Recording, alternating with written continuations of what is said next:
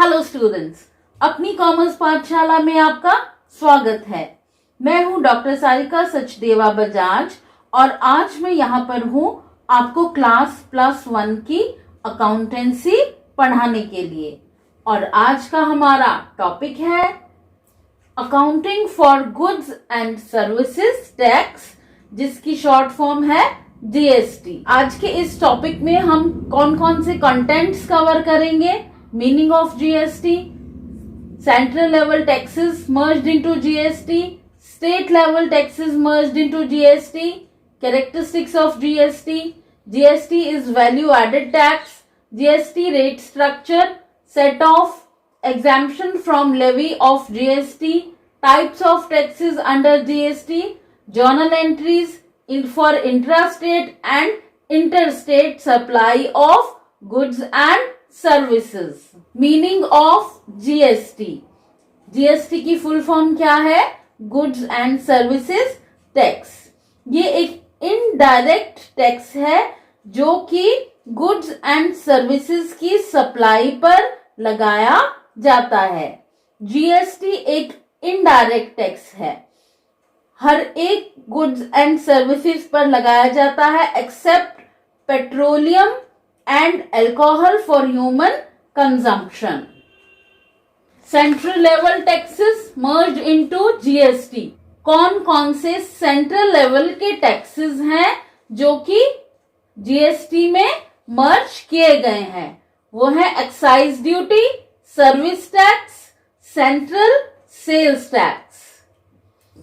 और state level के कौन कौन से टैक्सेस जीएसटी में मर्ज किए गए हैं?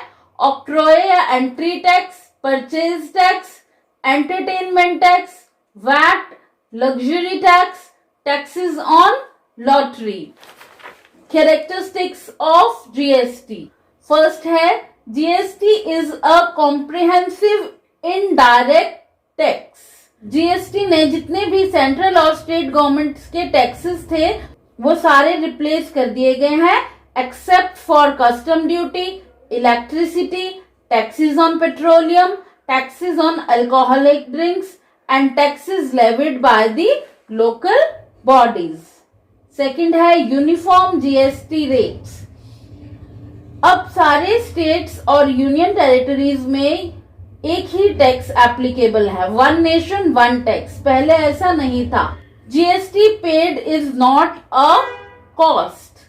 जीएसटी अगर गुड्स एंड सर्विसेज पर पे किया गया है तो ये कॉस्ट नहीं है, ये एसेट है, क्योंकि इसको जीएसटी कलेक्टेड के साथ सेट ऑफ किया जा सकता है। नेक्स्ट है GST is value added tax. Suppose A ने परचेज किए गुड्स 1 लाख रुपए के और वो 1 लाख के गुड्स उसने सेल किए हैं बी को 1,50,000 1.5 लाख रुपए में और जीएसटी का रेट है 12%। तो इस केस में टैक्स कैसे लगेगा? जीएसटी कैसे लगेगा?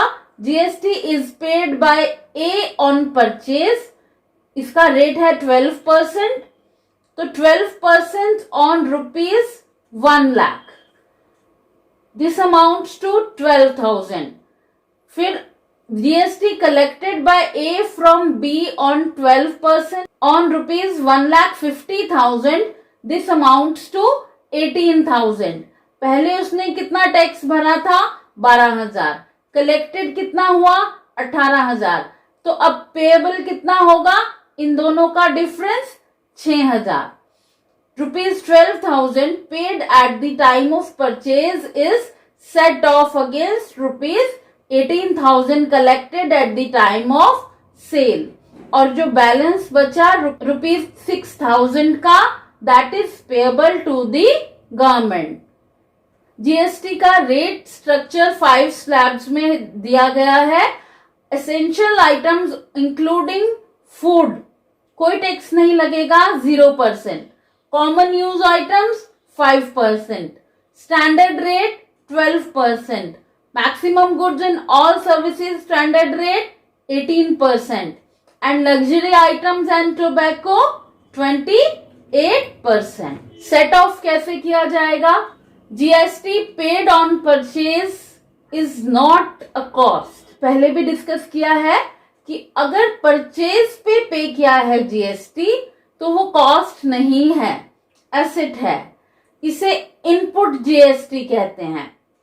अब ये याद रखना बहुत इंपॉर्टेंट है क्योंकि सारी जर्नल एंट्रीज इसी के बेस पर की जाएंगी।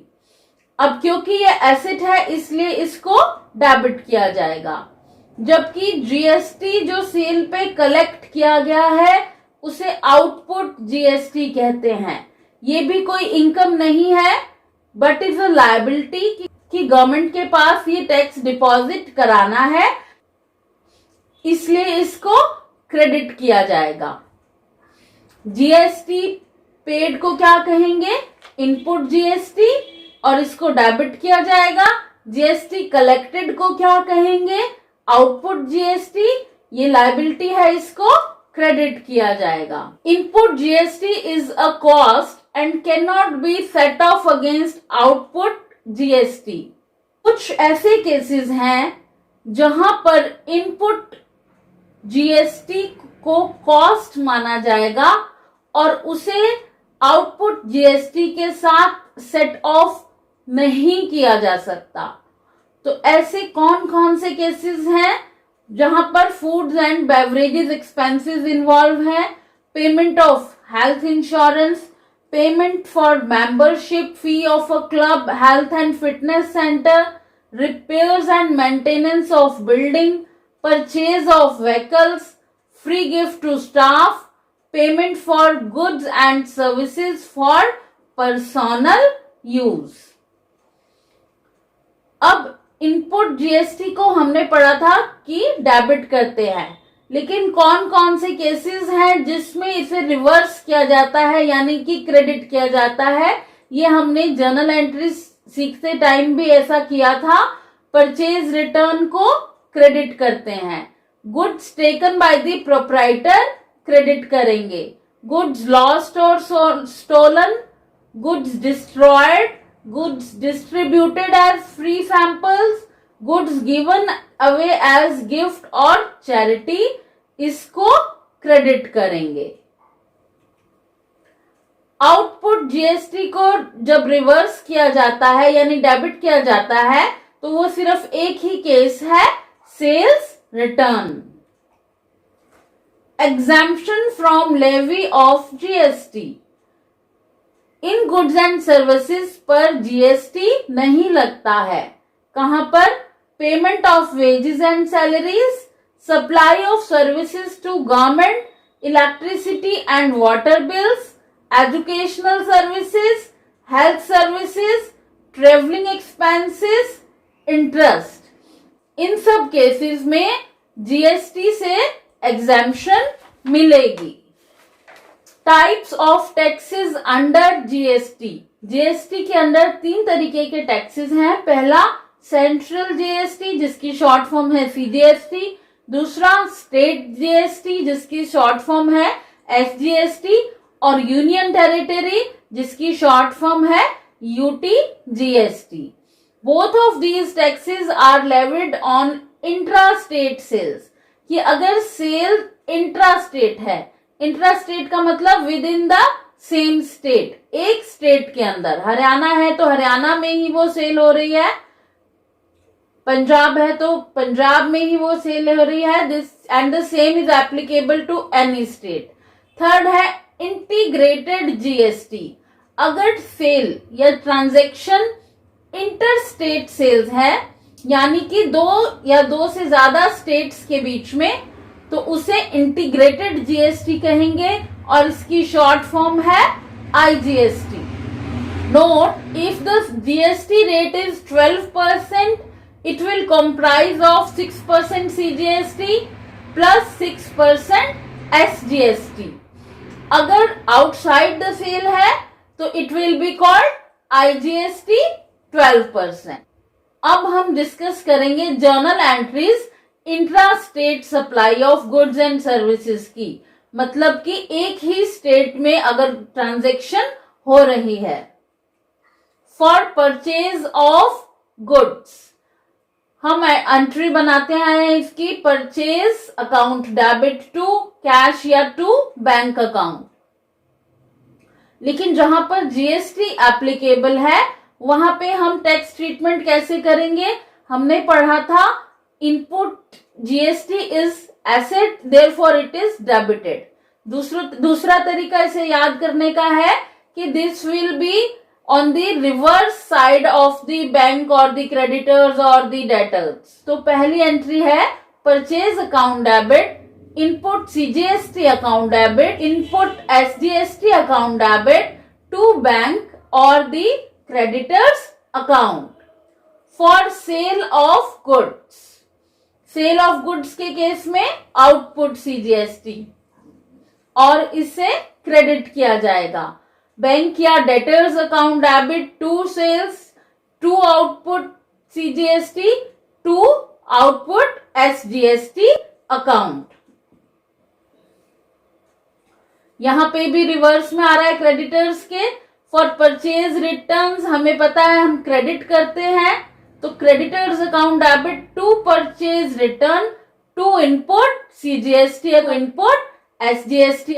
सेल्स रिटर्न को हम डेबिट करते हैं और इसके साथ output CGST account debit, output SGST account debit to debtors account. Debtors के ऑपोजिट में क्या है? आउटपुट सीजीएसटी और आउटपुट एसजीएसटी।